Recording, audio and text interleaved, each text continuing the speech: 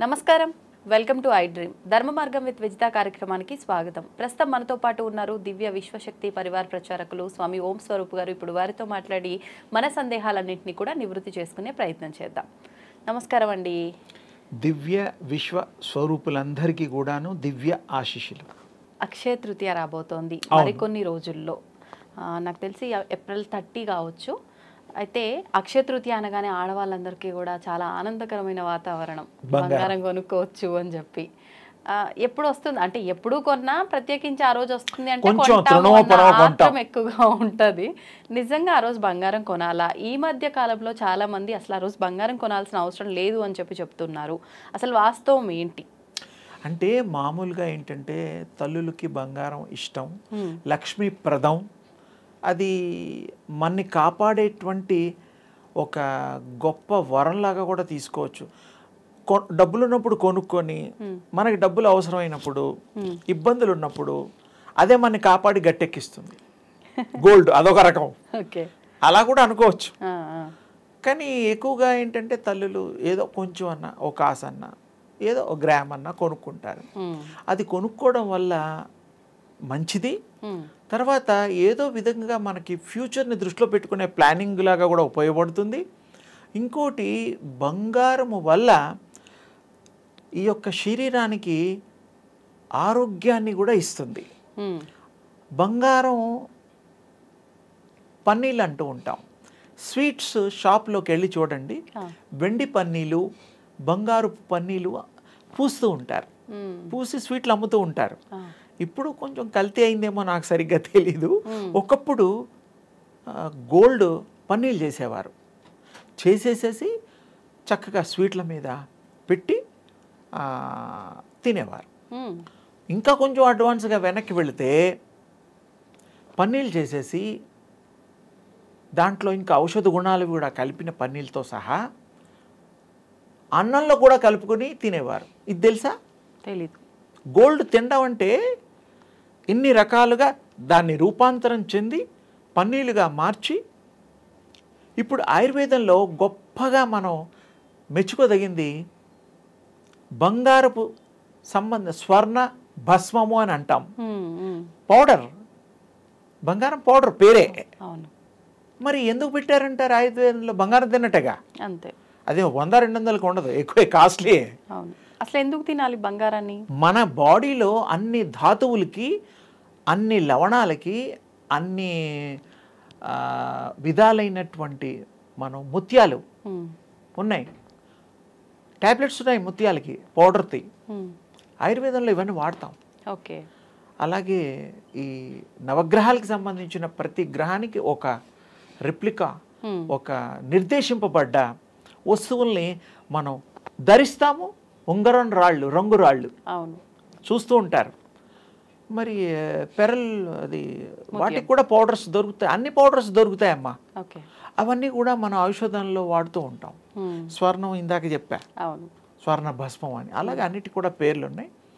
అంటే తినేవాళ్ళు ఒకప్పుడు దానివల్ల కూడా మన బాడీ పౌష్టికంగా, వృద్ధిగా, బలంగా తయారయ్యేది అని మన పూర్వీకుల నుంచి మనకి అది క్యారీ అవుతోంది. వేసుకున్నా కూడా దాని ట్రాన్స్మిషను, గోల్డ్లో ఉండేటువంటి తేజస్సు మీ బాడీలోకి వస్తుంది. అవును. ఎలాగైతే వెన్న పూసుకుంటామో, ఎలాగైతే మనం లేపనాలు వాడతామో, అలాగే మనం ఈ పన్నీరు ఇవన్నీ కొన్ని ఉంటాయి.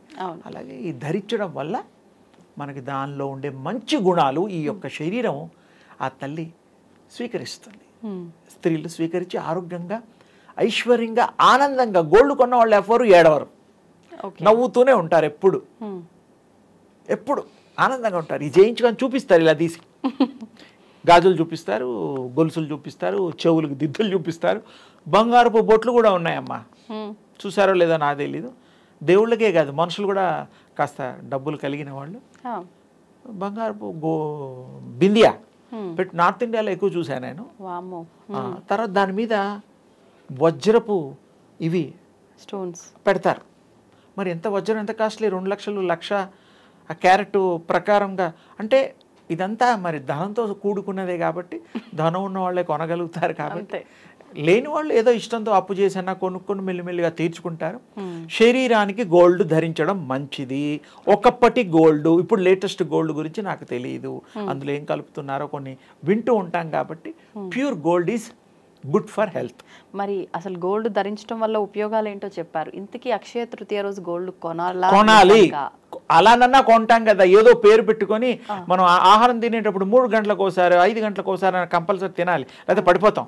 కానీ చాలా మంది చెప్తున్నారు ఈ మధ్యకాలంలో, మన పురాణాల నుంచి కూడా ఎక్కడా కూడా లేదు ఆ రోజున బంగారం కొనాలి అని చెప్పి. ఏదైనా మనం దానం చెయ్యాలి. ఆ రోజు దానాలు చేసిన ధర్మాలు మంచి కూడా పని- ఎవరు చేయాలి? డబ్బున్న వాళ్ళే కదా. లేని వాడి దగ్గర ఏముంటుంది పాపం? వాడు అప్పు తీసుకొచ్చి మరీ దానం చేయడం కరెక్టా? కాదు. వాడు కలిగినది దానం చేయండి. కలగంది నువ్వు కలగడానికి వీలైన శ్రమపడు. అంతేగాని అప్పు చేసి దానం చేయమని ఏ శాస్త్రంలో లేదు. అంతే. తప్పు కూడాను. బరువు పెంచుకోవడమే కదా. అవును. ₹1,00,000 అప్పు ఉన్నవాడికి 10 లక్షల దాకా పెరుగుతుంది. దానాలేమో కానీ ధర్మాలేమో. ఒకవేళ ఆ రోజున మనం దానం చెయ్యాలి అనుకుంటే, స్తోమత ఉంది అనుకుంటే ఎటువంటి వస్తువులు దానం చేయొచ్చు? నిజానికి ఆ రోజు కొనుక్కోవడానికి పెట్టుకున్నటువంటి కార్యక్రమం. ఓకే. ఆ రోజు దానం అంటే దానం కాదు కానీ కూతుళ్ళకో మనవళ్ళకో మనవరాళ్లకో కోడళ్లకో బంగారం కొనియడం, కొనిచ్చి సంతోషం, వాళ్ళ ఆనందాన్ని పంచుకోండి. పుట్టింటి వాళ్ళు మెట్టింటి వాళ్ళు ఎవరైనా సరే వాళ్ళు కూడా పెట్టాలి. లక్ష్మీదేవిని తెచ్చుకోవాలా? ఒక ఇంట్లో లక్ష్మీని నువ్వు తెచ్చుకున్నావు అబ్బాయి, మరి అమ్మాయికి అన్ని ఇవ్వాలి కదా. కంఫర్ట్స్ ఇవ్వకపోతే ఆ అమ్మాయి మనసు బాధపడదేంటి?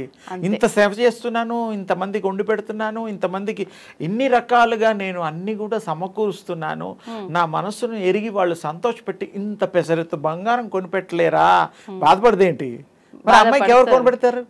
పెద్దవాళ్ళు మీరు చెప్తున్నారు కాబట్టి అందరూ రెడీగా ఉండాలి ఆ రోజు జేబులు ఖాళీ చేసుకోవడానికి. మగవాళ్ళు లేదు, సంతోష పెట్టడం. ఫైనల్ గా బంగారం కొన్నా సంతోషమే, మనస్సును సంతోష పెట్టాలి. ఎంత ఉంటే అంత, డబ్బు లేకుండా అప్పు తీసుకొచ్చి కొనమని కాదు మా ఉద్దేశం. ఉన్న దాంట్లో సంతోషంగా గృహలక్ష్మిని సంతోష పెట్టాలి. గృహలక్ష్మిని పేరే లక్ష్మీదేవినే తెచ్చుకున్నాం మనం. వాళ్ళు కూడా విష్ణుస్వామి అనుకునే ఈ లక్ష్మిని వాళ్ళు కన్యాదానం చేసినప్పుడు కాళ్ళు గడగడం అవన్నీ కార్యక్రమాలు అందరికీ తెలుసు. ఆ ఇంటి లక్ష్మిని మన ఇంటికి లక్ష్మిగా మార్చుకొని మనం కూడా ఆ లక్ష్మి కళలు ఉట్టిపడేటట్టుగా మన కుటుంబాన్ని కూడా, ఆ అమ్మాయిని పెళ్లి చేసుకున్న వారు కూడా అంత గొప్పగా అవుతారు, అయి తీరుతారు. అందరూ కలిసిమెలిసి ఆ ప్రేమను పంచుకుంటే. ఇక ద్వేషాలకి అతీతంగా ఉండాలి. మరి 100 ఏళ్ళు కాకపోయినా ఎన్నేళ్ళున్నా భర్తతోటే ఉండాలి, అత్తమామలతో ఉండాలి, ఆడపడుచులతో ఉండాలి, మరుదులతో ఉండాలి, వచ్చే పోయే చుట్టాలని మరి గౌరవించాలి, తప్పదు కదా. అందుకని ఆ రోజు బంగారం కొనుక్కుంటే అదొక గుర్తుగా మిగులుతుంది. సెంటిమెంటే అనుకో, ఏదన్నా అనుకో, కొండ మంచిదేగా. సంతోష పెట్టడం కాజ్ మెయిన్.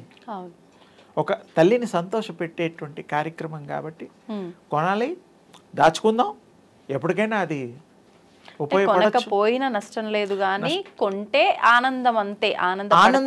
ఆనందాన్ని పంచుకునేంత గొప్ప అవకాశం మళ్ళీ బంగారంలోనే ఉంది. డబ్బిస్తే మళ్ళీ అదే పోయి కొనుక్కుంటాంగా.